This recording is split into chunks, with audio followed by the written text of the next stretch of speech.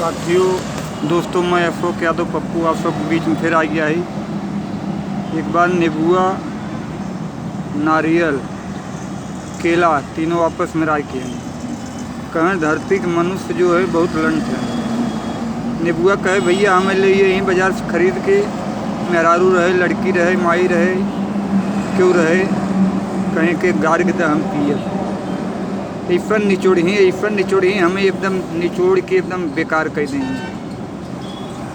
सबसे लंठन मनुष्य। केला कहे भैया जे यहीं बाज़ार में हमें 12 भाई खरीद ले, खरीद के ले यहीं, क्यों रहे, मातारी रहे, बिटिया रहे, बहन रहे, ले आए कि एकदम छील के नंगा कह के हमें गपा गप खाए लगेंगे। नारियल कहे हमें ले यहीं भैया बाज़ार से खरीद के एकदम इतने ज़ोर से पटक के एकदम हमार लीद पत्थरी निकाल लें, लीद पत्थरी निकाल के जौन हमार मुँह हुई ओके पी डालत हैं।